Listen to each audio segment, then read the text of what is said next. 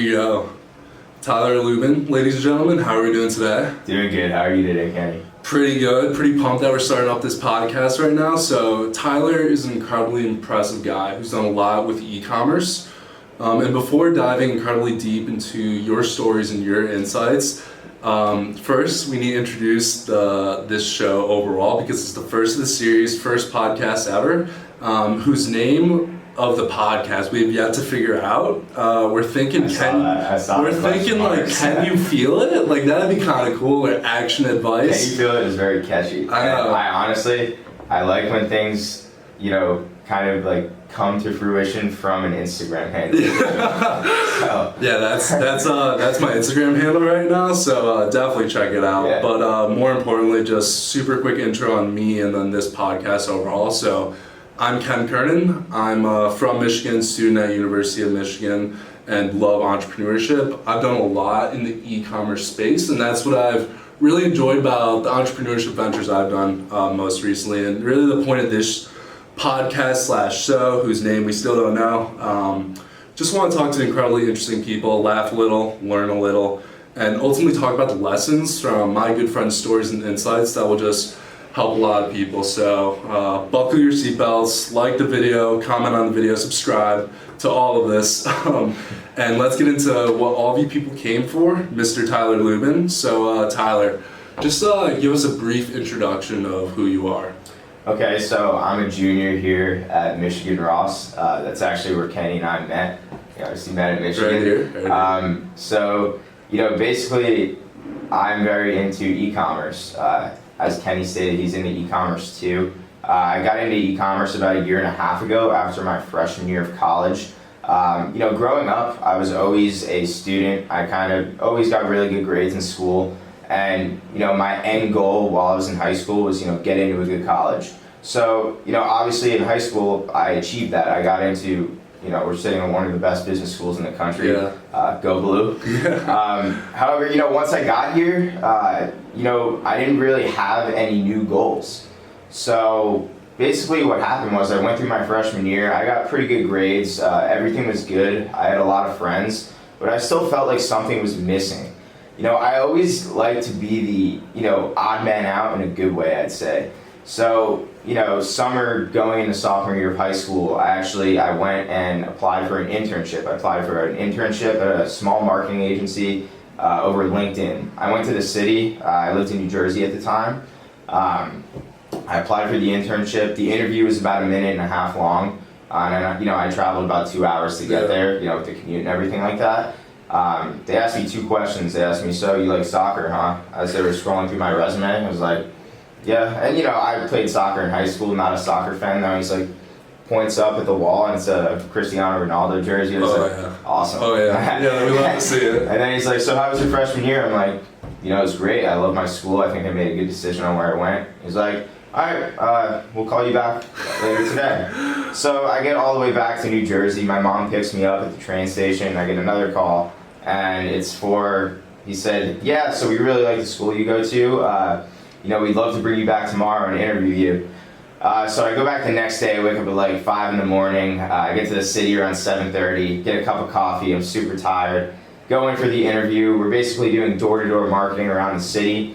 We're following one of their sales guys. And, as he's, unsuccessfully selling to all these small businesses, he's asking us really general questions about marketing. So, long story short, I did get the job. However, the hours were crazy and I decided not to take it. And I decided to spend that summer kind of delving into something, unique and interesting, self-taught. And that was e-commerce, Shopify, Facebook ads, all that jazz that we'll get to. Yeah, no, that's awesome, Tyler. And just to clarify, so it was the summer after freshman year where you got this marketing gig, and then you learned a good amount there, but sort of figured out, okay, this might not be for me. And so was that really when your interest in entrepreneurship started up, or were you doing some things before even coming to Michigan? Yeah, so growing up I had always been, a little entrepreneurial. However, my end game was still go to a great college, get a great job after college. So something very entrepreneurial I actually did to get into college to really make my application stand out was I did an environmental sustainability project with one of my best friends. Started a junior year in the winter, right in time for those college applications later on in the year. However, it was something that really spiraled into something great. We raised about $10,000, I want to say, through a GoFundMe page. And what this did was we were raising money to buy these filter socks to put around storm drains in our town, because all the storm drains led into our local river, and there were high concentrations of fecal bacteria in the river. And essentially it was coming from runoff through the streets when it would rain, from like dog feces and things like that. There were a few different points of the pollution. However, we raised all this money, and the town really wouldn't let us put down these storm drains. So we kind of donated all the money to essentially revitalizing the oyster industry in this river. And we did it, we partnered with an organization, and we basically hung bags of oyster shells on local docks. And what oysters do is they're essentially it's interesting that we're having this conversation. Yeah. Oysters basically naturally filter out the water, so they filter out the fecal coliform bacteria that was polluting the water. So basically, that's what that project turned into. And when I saw the power of the internet to raise money, it was amazing. Like, just by word of mouth and sending a link around, I was able to raise $10,000. And donated to an amazing cause. So then I figured, how can I use the internet to make money for myself? Yeah. And, that's really what started motivating me to, kind of figure out the whole e-commerce thing. No, for sure. Yeah, I think, trying to think about how I got into e-commerce. So I've been selling on Amazon for about 3 years. Started getting really into Shopify in the past 7 months ago, is when I really started. But I think I saw some guy killing it on Amazon in my fraternity, and said, what are you doing? How do you do this process? He says, sell on Amazon, ship all my products from China just to Amazon fulfillment centers, and I don't even touch the product. And that sort of ties into what you were saying about the power of the internet is literally insane. And there's so many unique ways through Amazon FBA, through Shopify, through GoFundMe to accomplish really interesting things that you set your mind to. Yeah. And so tying this back all together, so we started with our first venture of selling oysters or clams? Oysters, right? Yeah, so we raised money and our project didn't work, the filter project. So then we raised money and we donated it all to an organization, Clean Ocean Action, and basically what they did was, they used our money to essentially, carry out this project. So I spent a full day riding around a little boat through the river with the Clean Ocean Action team, just hanging these oyster bags on docks.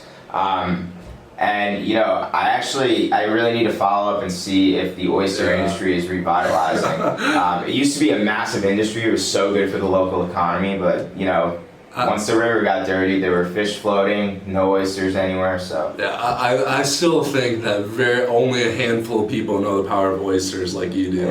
So just I'm definitely an oyster girl. So it's crazy because you start off with oysters, and now just to talk a little more about what you're doing now, you're on fire selling burrito blankets. So blankets. Talk about the operations now, just the volume you're doing, and sort of the start to this venture. Yeah, absolutely. So let's fast forward back to April 2nd, 2019. Second That's semester. a date in mind. There's definitely some key dates in my head, but I like to remember April 2nd, 2019. My business partner, Andrew, we've been working together for a little over a year now. We really, we do good stuff together. We complement each other very well. We're on weak, he's strong, vice versa. And we also obviously do a lot together. So he's very good at viral marketing and finding, really good products. So he FaceTimed me and he's like, hey, I think I found this really good e-commerce product. I found it on Twitter. So he sent me the meme, and it was essentially a split screen of a blanket laid out on a bed, And then it was also a blanket rolled up like a burrito. And this blanket looks identical to a tortilla. Literally identical. So, he said, this product doesn't exist already, but we can make it. And when I saw this product, I went crazy. I was like, I know, like, this is something that consumers would love. So, we made a Shopify store in about an hour and a half, launched some Facebook ads, woke up the next day, had quite a few orders. So, I was very confident that this was a product that was going to work. I shower, get out of the shower, there were 3 more orders. I was in the shower, good news. I get changed, I walked to my first class, I got out of my first class. We made another $500 while I was in class. And this is like the first full day. This is like the April first 3rd? April 3rd, this is like the first 12 hours that the product has been on Facebook.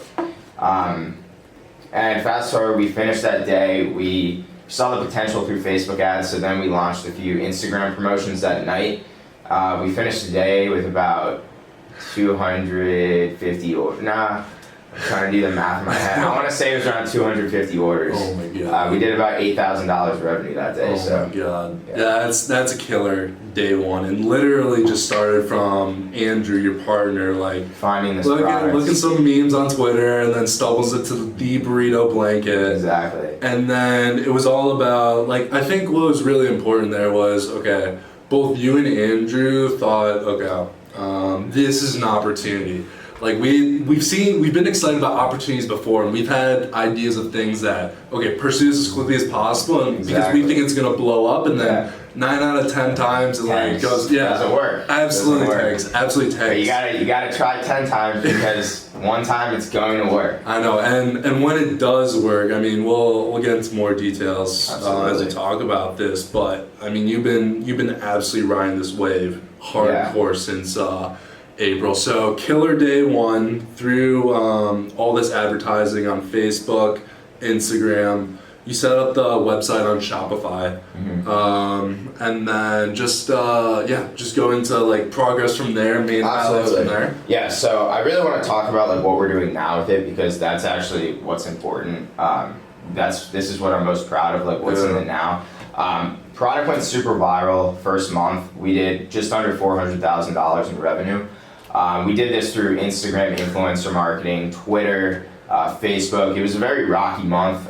It really like took up all my time. My grades were significantly lower thanks to the burrito blanket. In addition to that, we definitely had a lot of marketing issues. We had a Facebook issue. Page got disabled. I want to say, I don't even want to think about it because that definitely lost us a lot of revenue. But we got the page back up, and we're able to, today we're still selling them. So one key factor that happened that really drove us to take this business to the next level was getting an email from Macy's that they wanted to sell our product. This was really special to us. We didn't really know what to expect, going into this, but it was about a 2-month setup process, talking to a bunch of representatives in like the blanket department and all kinds of weird departments. Did you have to do like interviews? No, we didn't have to do interviews. It was just a lot of communication, a lot of filling out, massive like CSVs. We had to apply for like a UPC. We had to, get started on a platform called Commerce Hub, which basically is how we fulfill the orders for the B2C fulfillment process on Macy's.com. But the number one important thing was this forced us to get inventory overhead, something I've been so against for so long. And I still am against it in a sense, because it definitely does lower your margins when you have inventory, because you have to pay to have that inventory imported. You're putting down all the money for the inventory prior to selling it. In addition to that, you had to then pay to ship it from your fulfillment center in the U.S. to your customer in the U.S. So there's so many more costs. However, customer retention is way better. So ever since I've been doing that, I've been fulfilling orders, obviously domestically through Macy's and domestically to all my other U.S. customers. There are times where we do run out of inventory and we start drop shipping from China direct to U.S. customers. Shipping's a little longer, however, same product, everyone's happy. But yeah, in addition to that, like what I've learned is having that domestic inventory, and when I'm selling domestically, things go way smoother, and customers are way happier, and it's just an easier process. Yeah, and I think that that's playing the long-term game, and when you see that you can be successful with like converting from drop shipping to holding more inventory and then having it domestic where so many of your customers are in the US, I mean that's a commitment for sure. Absolutely. But it's absolutely paying off with just having that great customer service, like super easy tracking sites and tracking numbers. Like that's what people really appreciate about a brand, which is the main focus of what you're trying to build. Exactly. Yeah, that's and so like along the way, like looking at these past, I guess 5 months, how would you say your growth has been? Has it been you got up to doing a few thousand a day, 10,000 a day, and then it's been decreasing over that time, or what's like that chart sort of look like? Yeah, that's a really good question, because you could literally look at a revenue graph and it describes, it accurately describes like our financial success with this product so far, but it really doesn't describe the amount of work we put in. So the amount of work I put on this brand is just, I feel like it's like an exponential function. Yeah. It's, in the beginning it was slow, it was just drop shipping, easy. But like right now, like is where the most work is put in. And this is like where all my time out of school, most of it is being focused right now. Obviously like 85% of the revenue came in the first 2 months because it was a very, very viral product at the time. However, we relaunched mid-July once our inventory landed. Getting the inventory was a process. It took a long time to really perfect the product. We had to get a new payment processor, like a more reliable payment processor, Stripe. I don't recommend, obviously like if you're drop shipping, Stripe is the way to go, but we're using Authorize.net right now, and we have it like a third party, like merchant risk company. So everything is nice and easy. And those processes obviously took very long to set up because we had to prove that we were like a legitimate business, because these businesses don't consider drop shippers like a real business, which obviously like for risk purposes, like I have to agree with them. However, finally we got this set up mid-July, started selling all organic sales through our Instagram page at the Burrito Blanket. We'll see if we can like put that on the screen. We'll definitely put that one on the screen. Yeah, but anyways, we started with running engagement to our posts. My business partner Andrew is amazing at like creating our Instagram posts. He's just really good at Instagram, and he understands social media very well. So at this point in time right now, we launched in like early August with the Facebook ads again, and then from there, we had a really good first month. We sold about 1,000 units in August, and this month we're already at like 1,500 units, I want to say. So, we're growing pretty nicely right now, and we're looking to really take it to the next level in terms of like what kind of promotions we're gonna do. We want to go big. We want to find a very big YouTuber and have a crazy campaign with them, and from there just start climbing. We've had some long conversations about like inventory management and getting our costs down. What we're in the process of doing right now is getting a bulk order, and a big bulk order of these things, investing a lot into it. Because if we get a really good cost per unit due to our order quantity being so high, then our margins will be way bigger. We could lower our cost to enter new markets, and then we could go on Amazon and undercut the other 50 burrito blankets on Amazon. We can go on to eBay, like sell on eBay. We could really go to a bunch of different platforms and make good profits off of this really cheap cost per unit that we're aiming for. Yeah, so that's I think a great strategy. Getting those costs down, like just developing this brand and the logistics behind it, because logistics, I think as your brand becomes more important, like when you're starting out with drop shipping, logistics aren't your focus. Logistics are non-existent. Yeah, and it's important to just focus on like making sure the idea works, and that's what you were doing in the beginning. That's what I've been doing with my own venture, and I think that's really important before tripling down on let's get the logistics set up. Let's like triple down on getting this brand, running a ton of engagement, posting every day. So definitely test the idea before, again, like going all in on it, like what you're doing now. And that's the beauty of dropshipping is, the starter costs are minimal. Yeah. $29 a month for Shopify. You buy a domain. In addition to that, you start Facebook ads. You can start as low budget as you want. And then from there, you can see what happens. If it doesn't work, try again, and again, until it finally starts to work. And, I'll throw in real quick. This is probably like the fourth store I've had that I've driven like significant profits from.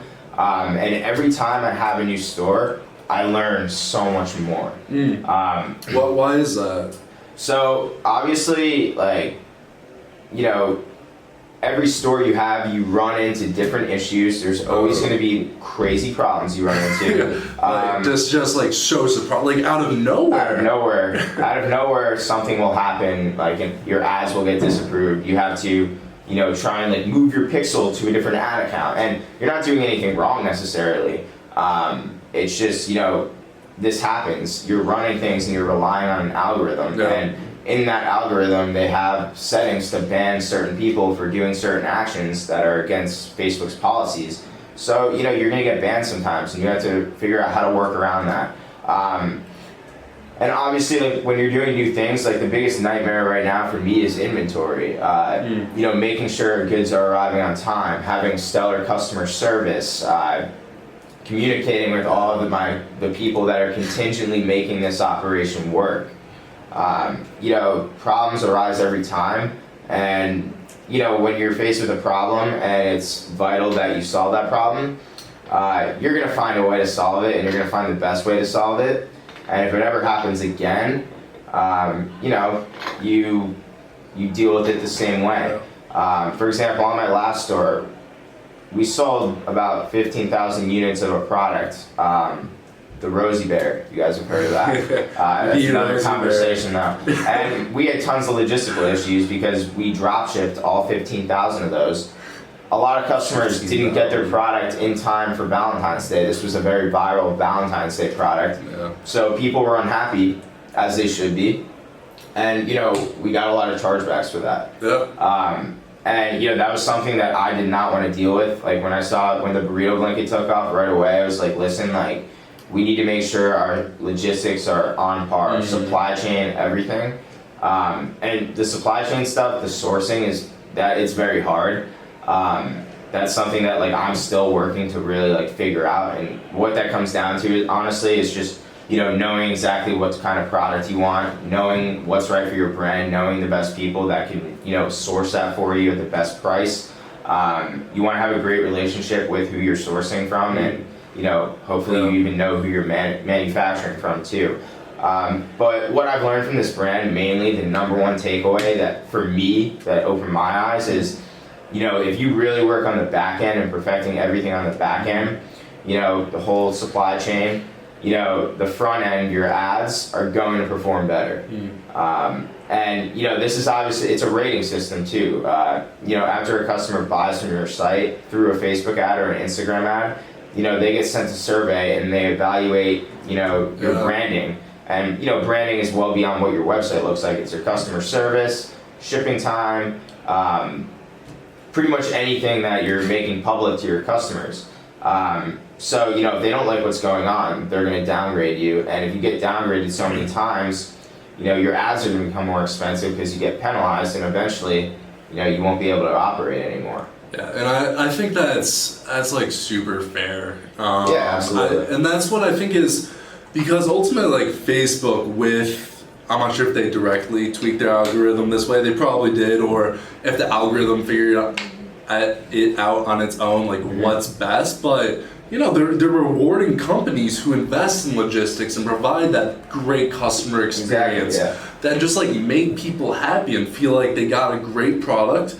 They went to your website, they got exactly what they wanted, now they can share it or like talk about it. And just like they're not leaving with some like brutal feeling of like feeling scammed in any way. They like love your brand and like appreciate what you're doing. So like it's so cool to see sort of your efforts on a long-term game supported by Facebook's algorithm, where they reward you for having a great ad, like being entertaining, drawing in that engagement, and then getting people to buy from you from it. So I think one interesting question I have for you. So I think that there's millions of people out there who have tried Shopify and failed.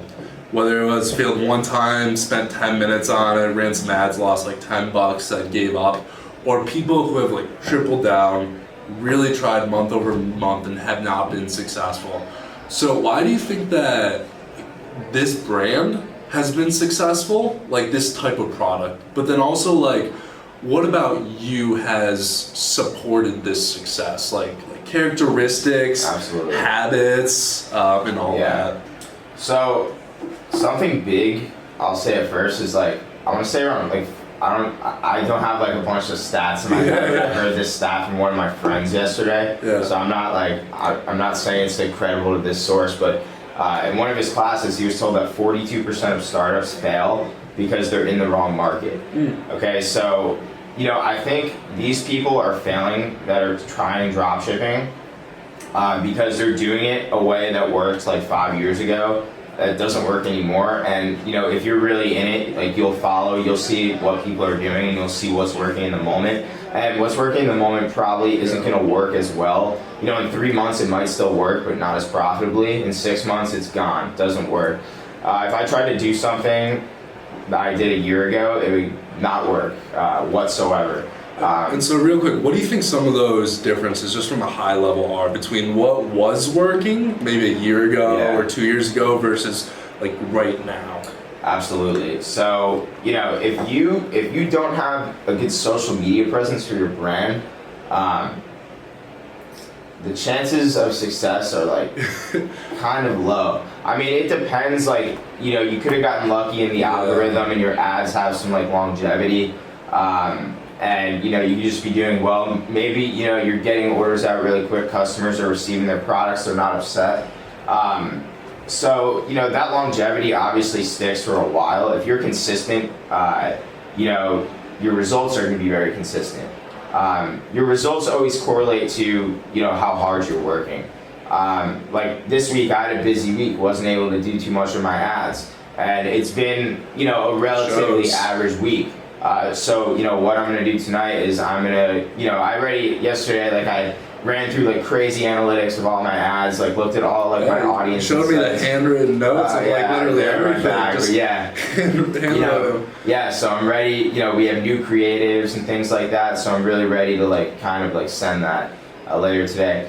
Back to your question, like what things like used to work but aren't working anymore. Using finding a photo on the internet and just like running it like usually doesn't work anymore. Like I'm telling you guys, if you take time to just like order your product from like wherever you're getting it, hire someone for like $50. Yeah, literally $50. Sweet photos that are like yours and branded and everything. Once again, like you were saying earlier, okay, Facebook is all about user experience and. If you're giving Facebook's users a good user experience with custom content, they're going to want to show your ad to more people. This is a random example. This is a very interesting story one of my professors shared on Tuesday.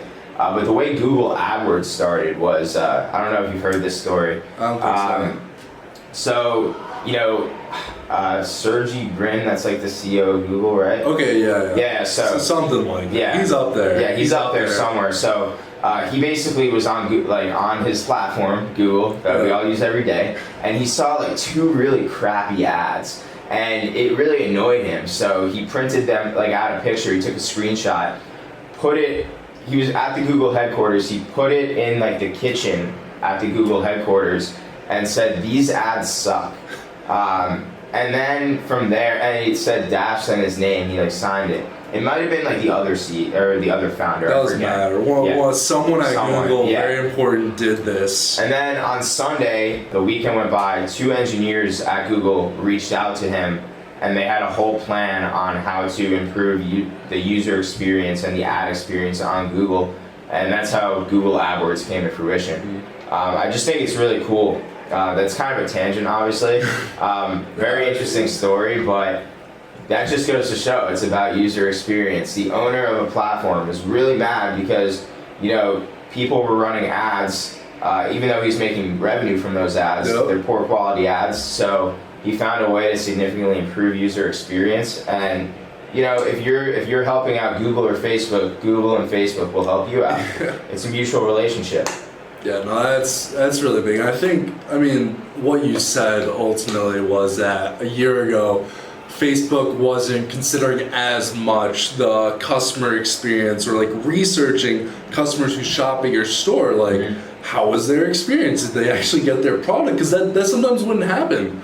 So that's big. That customer experience is incredibly valued right now, and it should be, because consumers on Facebook and Instagram are the ones generating most of the revenue for e-commerce businesses outside of Amazon or eBay, for example, like most of those platforms. So I think both those points you said, like, really, and those are the major points I would say with what's working now and today versus back then. And so going to the second part of my original question. So, there's some marketing strategies right now, or in regard to what's helped make this all very successful. Yeah. First let's talk a little more about the product and what a good product is in order to grow a brand exponentially. But then we'll go into more like, what skills do you think differentiate you or really helped make this a success? Absolutely. So I think, like I said earlier, the number one motivating factor for us to really, start backward, forward integrating the supply chain was getting into Macy's. So what we did right away is we spoke to a sourcing agent, someone that's actually has some really good businesses as well, and he basically helped us brand the product. So we picked out a material, we picked out a JPEG of exactly how we wanted the print. We were choosing between, I actually did like a poll on my Instagram because I had like 2 different colored burrito blankets with 2 different colored tortilla prints. And I did a poll which one was better, and I decided to move forward with the one that was better, and I got a bunch of very good feedback for it too.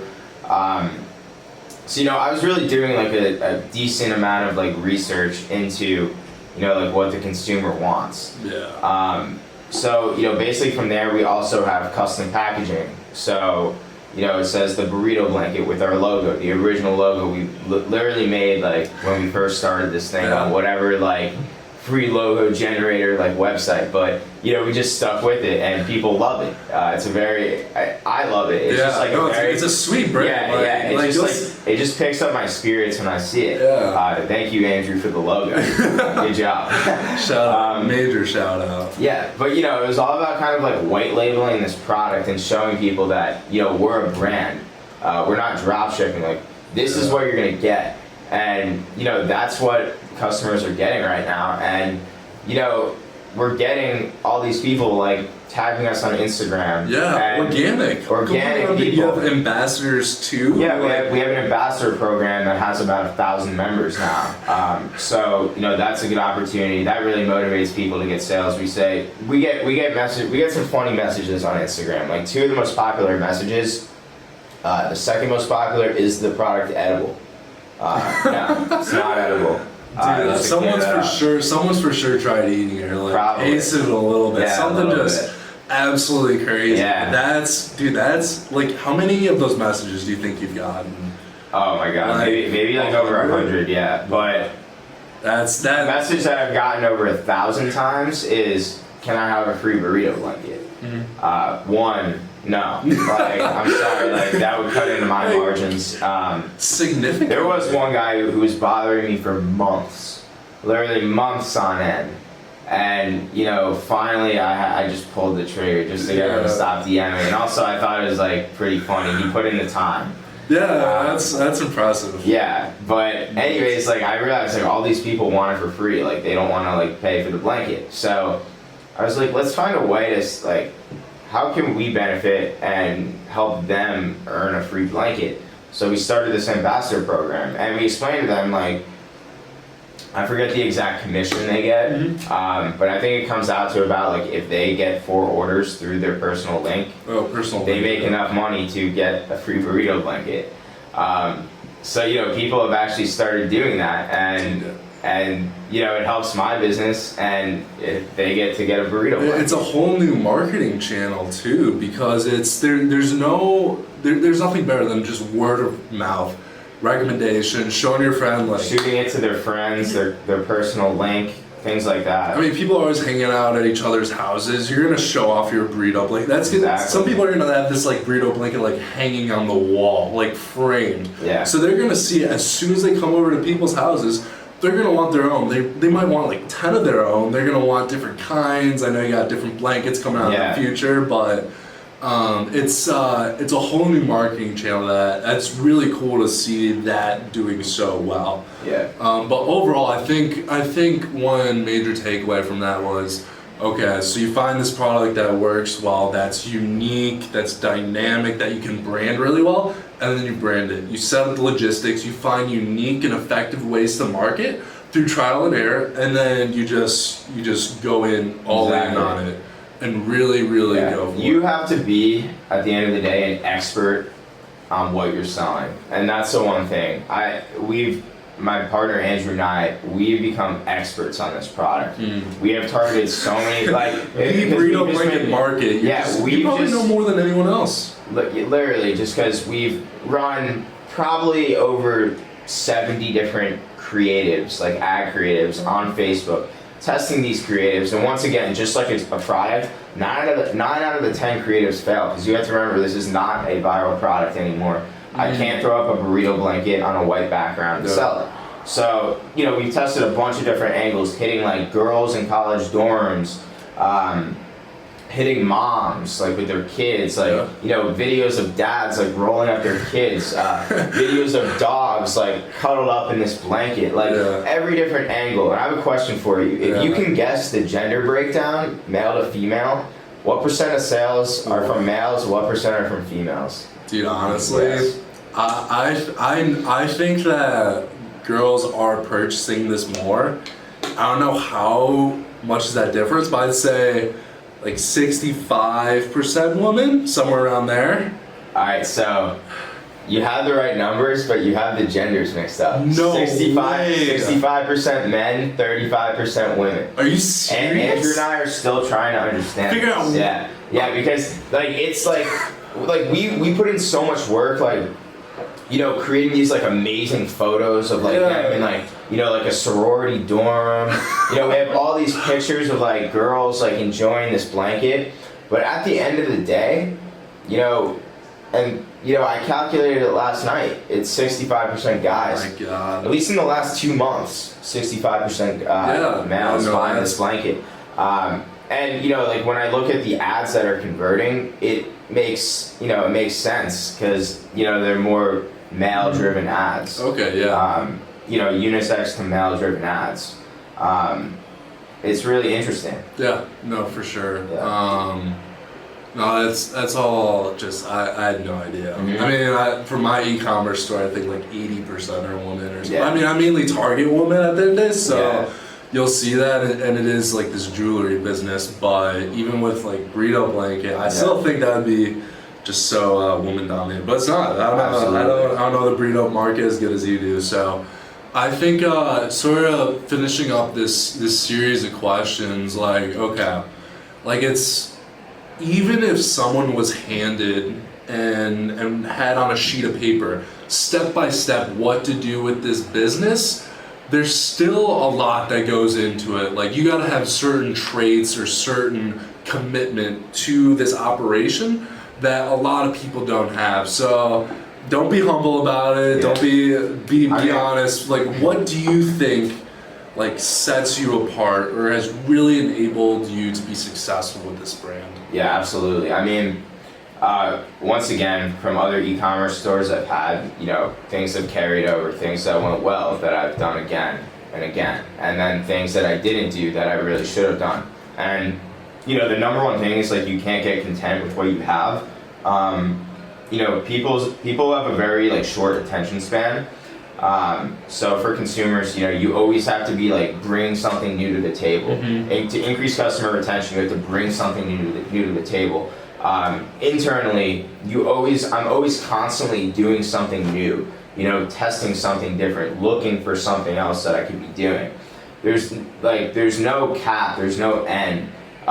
Whether I be looking for like new like advertising streams, like new new like products. Yeah, different social media sites. Yeah, but even like products. Yeah, like even in terms of like what I learn on a daily basis in class, like how can I grow this thing? How can I, you know, do I want to move to a point where, you know, I'm like a corporation and I get like, you know, I get investments in return for equity to like potentially grow it to some like different level that I wouldn't be able to do on my own at this time, or, you know, like, you know, how do I really like continue growing this? Yeah, that's the whole thing. And another big thing I want to say is that, you know, obviously like the revenue you're making during the lifetime of the business is like vital. However, you know, the sellout is something you want to be thinking about too, because like obviously the burrito blanket isn't going to sell amazing forever. Yeah. However,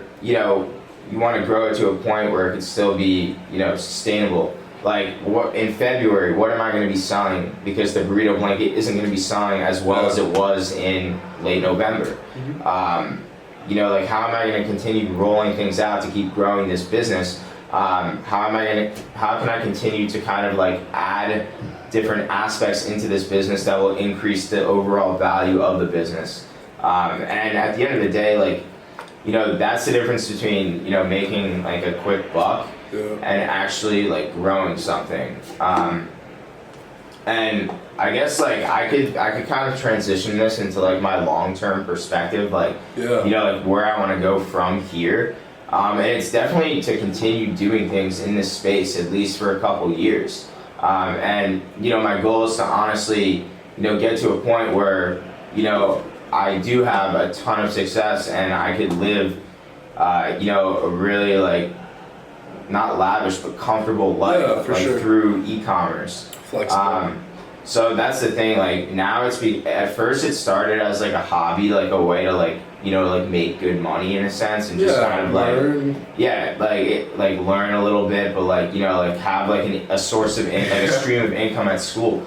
But now I realize, you know, like I've kind of taken the path that I'm sort of going all in on this. So now it's more about, you know, I'm being more responsible with it and actually like looking at it from different angles and seeing like, you know, how I could keep maybe not necessarily the burrito blanket going, but you know, how I can keep growing in this industry for years to come. Yeah, and the growth mindset is massive. And honestly, I think that sort of ties in a little bit to determination or just being persistent. Like, if things don't work out, you're making sure to exhaust all possible options for making this a success. Absolutely. So it's you're determined. I think personally that you learn pretty quickly. Like, and when you fail, because everyone does on this route to like trying to develop an e-commerce business or other ventures in general, like you're gonna fail a lot. But there's something to be learned from the successes for sure, but especially the failures.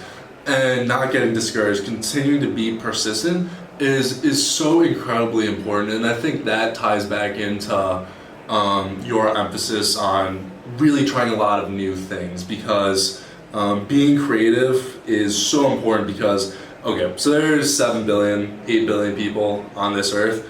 Okay, a lot of them, or there's a good percent of people out there wanting to start their own business, and then a good number of people actually do start a business. So there's a lot of people competing for ad space. There's a lot of people thinking the same way about marketing products. Absolutely. And so that just makes it, over time, it's getting harder, but it makes it so important right now to be creative, be persistent, to think outside the box and think about the future, next steps. Where can I take this? Absolutely. Something that I was stuck in when I first started doing online business was just like the ads. Yes, the ads are like a huge hump, but the ads are honestly like a distraction in this space. If you have a good business, you have a good product, something that people want, you know, the ads are gonna work, and you know you're gonna make them work because you have a good ad, and you know what you target doesn't matter as much. I mean, obviously you want to target things that you think are related to your brand, but the beauty of ads is, you can test 10 different markets at the same time. And back in the 70s when when people really didn't have that option, they'd have to physically enter a whole new market, and they'd have to invest in that whole market. They have to send people across the world. They have to send people everywhere. And now, I could send my product across the world from right here. Yeah. And you can try different countries. You can try so many different combinations of ad sets, creatives, copyright on your web listing, and like that creativity is something people need to exploit and take advantage of. Exactly. When developing these businesses. Yeah, so. It's all about starting horizontally, hitting a bunch of different markets. Mm-hmm. Once you see which markets hit, you go vertically. It's the same way a business grows. You find what works, yep. and you really capitalize on what works, and once you have a lot of the pieces together, you find people below you to continue doing the job that you're doing now, yep. and then you move up to a higher fruit, and then you do the same thing over and over again. That's how a very successful business forms. And that's the number one thing that I've been trying to do also. I try to envision my business like Apple, like a massive business. I try to compare myself and say, how can I get from here to there? And I'll be completely honest, it's not with the burrito blanket. The burrito blanket isn't gonna get that big, but how can I really start thinking bigger? And it's all about, before you can act bigger, you have to think bigger. You have to think how can I grow this? How can I enter? How can I get these people as my customers and these people as my customers? I already have all these people. What do I have to tweak to get to that other audience? No, for sure. And that's just such a positive mindset. Some people are going to call it delusional or something crazy. It's really I think it's such a positive to want to be creative with a brand and believe and go for the upside, because most of the time it's there. We're just not thinking creative enough to capitalize it. Now, sometimes there's a little bit upside, sometimes there's a lot. Yeah. And you're gonna have to find out. You're gonna have to find out. Absolutely. And so, as we're trying to wrap things up, I do want to make sure you guys can follow Tyler and check out a lot of his stuff. So, I know we can talk about it. Your handle is tyler.lubin on Instagram? No, it's Tyler Lubin. Oh, Tyler Lubin. TYLERLUBIN. Check him out. He has some sweet motivational posts and just real life daily updates sometimes on, what's going on in your life and what are you focusing on. Of course, make sure to check out, it'll be in the description below, but absolutely get a burrito blanket. They're insanely soft. I should have brought one with me today. No worries. Next time you're on. Absolutely. They're the softest things ever. You're going to want to eat them, but definitely don't. Yeah, definitely don't. Not edible. Yeah. It says it, or does it say, I don't know if I have it written anywhere. I should probably read that. But maybe one day edible burrito blankets coming soon. And then also, Tyler posts some really informative things on his Instagram. But in addition, if people want to, on a more direct basis, get access to working with you or having you mentor them, you have a mentorship group? Yeah, absolutely. So I have a website, millennialcommerce.com. My partner on that is, a marketing expert. He's from California. His name is Lucas Schnetzler.